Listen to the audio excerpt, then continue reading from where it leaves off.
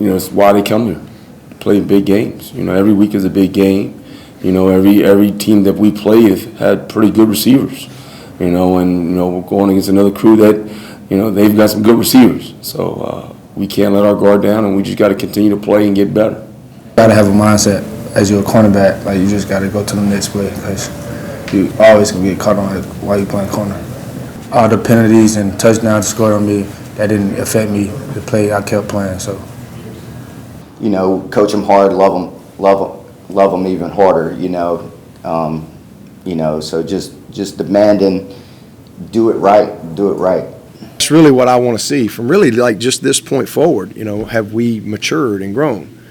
And I don't care if a guy's out here or there. I don't care. We've had guys that have played, and so we got to get. We're not perfect, but are we better? And are we improving? That's what you need to see, and you saw that last week, especially in the second half. I mean, we got better and we improved, and young guys are getting enough reps, but it goes back to practice and really preparing the right way and having respect for what it takes to play well under the lights.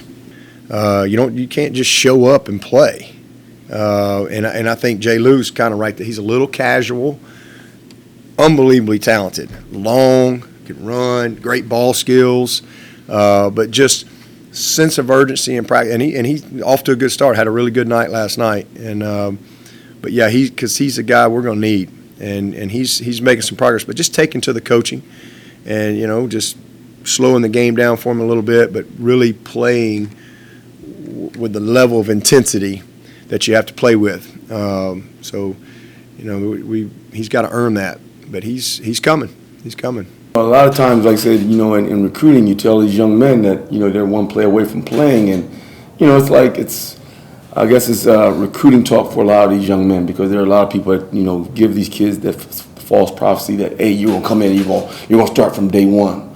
And so a lot of times, kids sit back and they count the guys that are in front of them and, truly don't really understand that they're literally one play away from playing.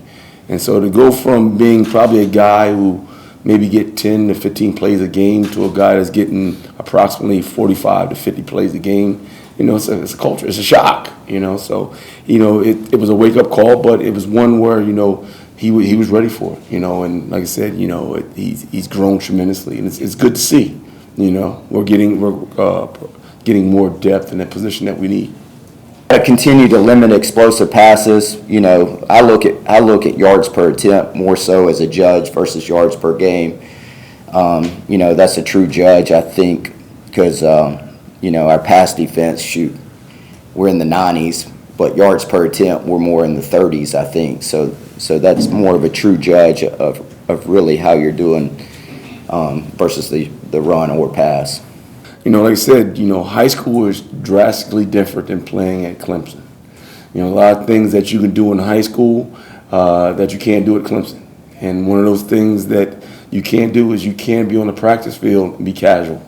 Because, you're facing some of the top guys in the country that will expose you. And so that was one of his things is the practice tempo was a little different. And, we're in high school, you could take a couple plays off. You can't do that. One play off in practice can mean a touchdown. So it's just those type of things that kids, routinely have to, experience, and like I said, for him, he's in a position that, we're using guys left and right, so you've got to be ready. And like I said, sometimes guys come in and they see the number of guys that are in front of them and they say, well, maybe I won't play as much this year, and now when you actually see that, what Coach Reed was talking about in recruiting come to fruition, you're like, wow, okay, I got to get myself together. So he's done a great job, and like I said, he's doing, he's taking the coaching and he's going with it.